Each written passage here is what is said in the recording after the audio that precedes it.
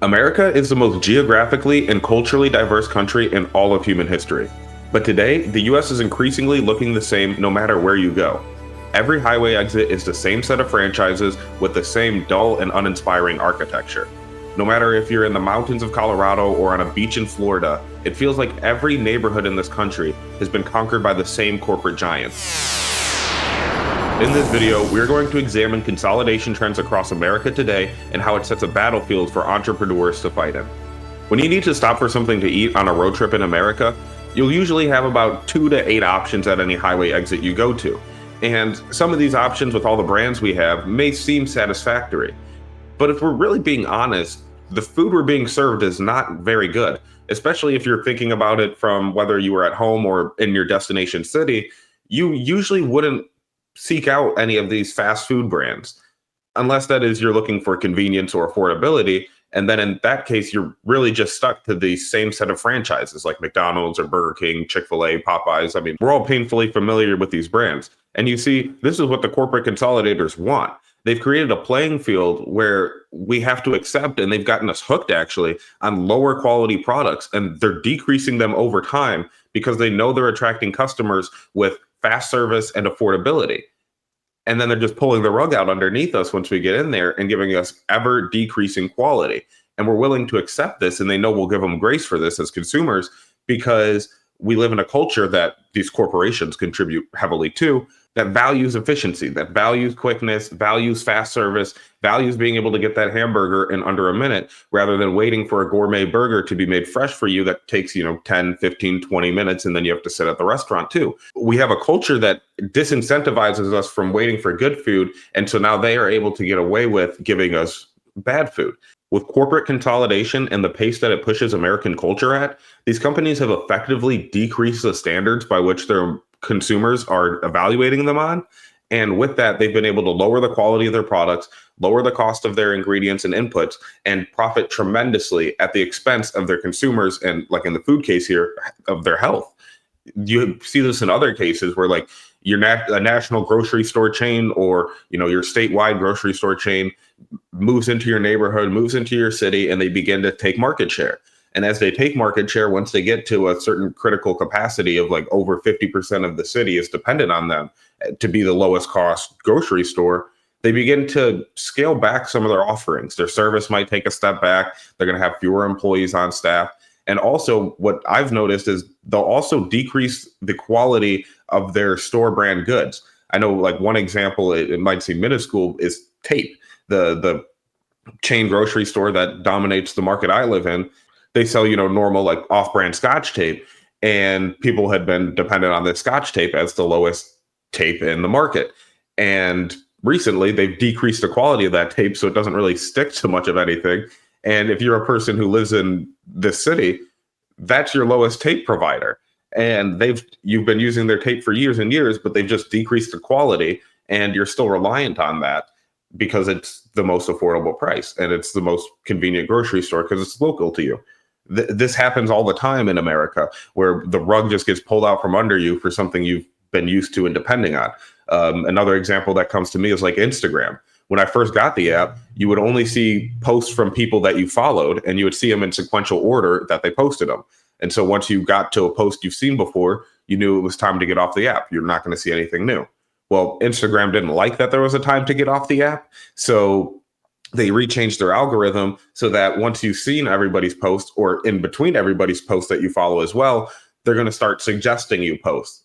And over time, the way you interact with those suggested posts, Instagram's going to learn how to suggest better posts to you. And it's going to learn more about what you want. It's going to learn more about what makes you angry and what makes you happy, what makes you sad, what makes you scared. And it's going to keep feeding you on those emotions. However, the algorithm likes to play with our emotions. I don't quite understand it, because at this point you have an option. You can either deal with the new algorithm, because there's no going back to the old algorithm, or you can delete the app. So that's what I ended up doing. But you don't have a choice. If you just want to go on Instagram to see what friends and family are posting, you can't go back to that anymore. So you just delete the app and have to, stay in touch with friends and family by other means. And the last example I have here is like McDonald's. They used to use beef tallow as their frying oil, which I think is delicious. But however, they switched it out in like the 70s or 80s to this corn oil, soybean oil, canola oil, hydrogenated soybean oil, and natural beef flavor blend. And that natural beef flavor contains hydrolyzed wheat and hydrolyzed milk. And then it goes through an industrial, like all seed oils, of course, it goes through an industrial process that includes mechanical and chemical extraction process that usually involves hexane before being bleached, deodorized, and dewaxed so it can look shelf stable and edible. But it's just, an industrial, ultra processed industrial sludge is what I call it. That's besides the point, which is that McDonald's was able to decrease the quality of their product overnight. I mean, the fries were still really good. So when you ate them, you really didn't notice a difference. But health-wise, the effects are there. Well debatable. I'm no scientist, and we're not going to go into that today. They were able to significantly increase their profits by using this cheaper oil. The health effects are questionable, and they get to profit off of it. And because they were able to profit off it so greatly, all of their competitors in the industry adopted these cheap, ultra processed seed oils as well. So now if you're like me and you try to avoid them, it becomes nearly impossible, or it's just an extra travel burden everywhere you go to make the extra effort to figure out what cooking oil a company uses. And now I know a lot of you aren't worried about the cooking oil that goes into your food, and you might actually enjoy a lot of these national fast food brands. But really, even though we have all of these brands, it's still an illusion of choice.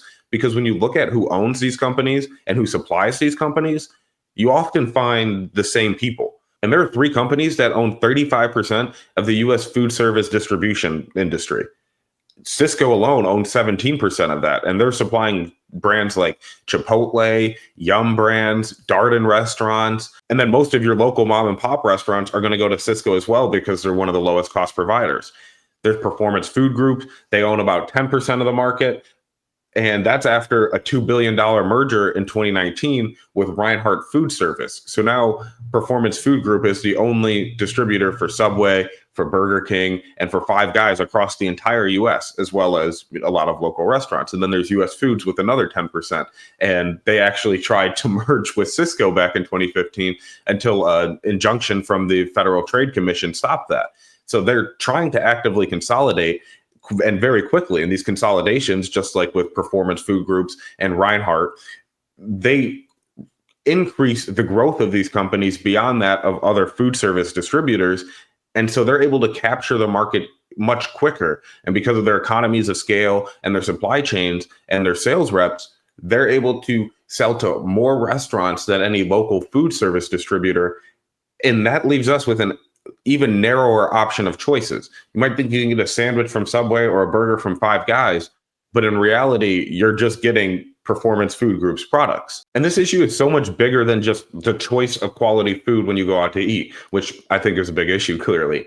But what this corporate consolidation is doing is it's denying us Americans the opportunity to participate, to live in, and to see the beauty of what is the most advanced free market economy in all of human history should be. We should be able to see that beauty on a day-to-day basis. But in reality, what we're seeing is America being brought into this dull sameness everywhere you go. We have beaches and we have mountains and we have deserts and we have cities and we have plains. But at the end of the day, all of those land features are being populated by the very same set of franchises. And because of that, they're starting to take advantage of us consumers. And this is something that, people actually, American consumers were very concerned about last century, where John F. Kennedy passed the Consumer Bill of Rights, which provided basic protection for American consumers from unfair business practices, like the right to safety, the right to be informed, and the right to choice. But in my opinion, when you look at the American economy today, we've lost many of these rights. There's no right to safety when you can't trust the regulatory agencies because they're captured by the very industries that they're supposed to regulate. There's no right to be informed when there's no requirement to disclose what natural flavors means. And there's no right to choice when, like we've talked about in the food service industry, you have to go eat Cisco or Performance Food Group's food. Or another example is if you go to a stadium for a sports game or a concert or something, and Coke is the vendor sponsor for that venue, your only option is going to be to drink Dasani salt water or stadium fountain water, which is gross and fluorinated. And these are just a few examples that really bug me. But I'm sure all of you can think of a number of companies that you're forced to do business with and you just hate them. And you feel like they're denying you rights. You know they're abusing you, but it's your only option in the marketplace, or it's the cheapest option in the marketplace, or the only convenient option in the marketplace. And this is being exasperated by the fact that all of these businesses are also trying to switch to recurring revenue or subscription models where we as consumers don't get to own anything we buy. We just rent it from all of these companies forever. And it's making that idea of longevity and buying durable goods that you can, pass on kind of like a thing of the past. I know this examples might not be the most relatable, but bear with me here. I've been playing Xbox since I was a kid. I had an Xbox 360 in like 2009, 2010 range. And the games that I bought, they all still work. I can still play them and they play just as well as they did back in 2009, 2010. However, I have the new Xbox and games I bought just 2 years ago, they don't even work anymore because the developer is not supporting them. So that same developer used to sell me a game that works 14 years later. Today, they can't maintain a game for more than a year and a half, 2 years. And I really have no choice, especially the game I'm talking about is Madden. If I want to play an NFL football game, that's the only option. So we as consumers, or we as football fans, have no choice but to play that game, even though they're not going to support it. They're going to decrease the quality over time. And it's not even the same product that they used to sell you for the older version of the console that's, technologically inferior. It really just makes no sense. And it's a very frustrating situation for someone like me. But if you're not wasting your time playing Xbox like me, you still remember that people used to have movie and TV show collections. So that way you could watch whatever movie or show you wanted at any time, regardless of whether you had an internet connection or not, because you just had to put the disc into a box and it magically played whatever movie or show. But today you have to pay for a subscription to a streaming platform to be able to watch that show, so long as the streaming platform has rights to that show. So once they lose rights to the show, you're still paying for the streaming platform, but you don't have the same library of content that you used to always have when, you'd keep your shows and movies. And I know this isn't exactly a right, but home ownership used to be a fundamental concept to the American dream. But today, big institutional investors like BlackRock and all the banks, they're able to buy and hoard housing inventory that delays an entire generation, us Gen Zers, from entering the housing market on time. And once these consolidators have completely dominated a market, they're able to deny us our actual rights that were given to us in the Bill of Rights. Like YouTube and the social media companies, in kind of like a sickening way, have earned the right to regulate our freedom of speech. And these social media companies and tech companies have also violated our right to privacy with all the data that they're able to collect. And I'm broadcasting this message to you on YouTube from Apple devices. So I'm aware that I'm being somewhat hypocritical, but the hypocrisy is kind of the point. We're being forced to play on their playing fields no matter where we go. I feel like we need another consumer bill of rights or something like that. And kind of to get us back to business, I know I've been going off on consumer rights here. Making a consumer bill of rights and advertising it to your customers might not actually be a bad marketing tactic. I'm no marketing guy. Do it if it works for your business, it works. But that's kind of the undertone for the basic advice you need to take to be able to push back on these corporate consolidators. And that is simply to differentiate yourself, which I know is much easier said than done because these corporate consolidators have massive economies of scale. Like they have great buying power. Walmart's notoriously difficult to negotiate with as a merchandiser because they're going to drive your price down so that they can give the cheapest price to their customers and undercut everybody else in that market. And then you look at like Amazon with their distribution and logistics network. If you want to offer shipping to your customers, you're really not going to be able to do it more efficiently than Amazon, and you're going to have to pass that cost on to your customers. However, with some business savvy strategies, you can beat out these corporate consolidators on something much bigger than price and bring back beauty to your community that they're trying to turn into Anywhere USA. And I think given this backdrop of consumer rights, a good place for us to start with business savvy strategies is just to remember the golden rule. Treat others how you would like to be treated. Treat your customers how you would like to be treated as a customer. And I know that might sound a little corny, but when I was preparing for this video, I hadn't actually thought of the golden rule in I don't know how many years. So I figured it'd be good to remind others if you hadn't remembered it. And it's clearly these corporate consolidators do not remember this very important lesson from kindergarten because they're treating their customers kind of inhumanely, in my opinion. And to counteract that and to treat your customers like humans again, you just have to remember that golden rule and then begin to offer them things outside of price that make your business a delight to do business with. If you're hating doing business with all of these corporate consolidators as a consumer, make your business the place where consumers enjoy going and doing business with, enjoy going to your store. Like if you're a store and you have to do a 10% upcharge over Walmart because you don't have their supply chain costs, there's other ways to get customers in the door. You can have helpful, friendly, and readily available staff walking around the store at all times to help people know where things are and to help answer any questions. I know any grocery store I go to really doesn't have that service anymore. You can create a loyalty program that gives people discounts for coming in, that gives people point systems to redeem free goods. You could give out free samples of good stuff and give out bigger free samples, make people feel like they can go to your store and have a meal on Saturday. And that saves them the cost of that 10% in a way. You can educate your consumers. You can hold classes, or you could give out pamphlets, or just have advertising that tells them why your competitor is so bad and why you're so good, and the difference between your supply chains, why yours is ethical and theirs is unethical, why they're willing to give you unhealthy food and you're only going to give them healthy food. Like, educate your consumers on why these consolidators are making the community ugly and how your small business is making the community more beautiful. And that really is the most fundamental advice in pushing back on these consolidators. They want everywhere to be the same, and they're all operating from these same boardrooms. They went to the same schools. They have the same ideas, but you are not one of them. You get to be unique. You're thinking completely differently than them, and you have a uniqueness and a beauty that you can bring to your community that they simply can't. And take issues with all of the oversaturation in the market. You should take issue with all the sameness that they're having, and then advertise against it. Make it clear that you hate that the industry is doing this. Make it a pillar of your advertising how this market is getting oversaturated, and you're pushing back on that with beauty and entrepreneurism and creativity. A great example of this is at a healthy food restaurant. Everywhere you look at one of those restaurants, they're advertising to you how healthy their food is or how bad what everybody else is. You'll see like no GMO and a big sign with red and it crossed out. You read the menu, it's always grass-fed, pasture-raised this, grass-fed, pasture-raised that. They're advertising the oils they use. Even their drink menu is going to have like fruits and like herbs and stuff.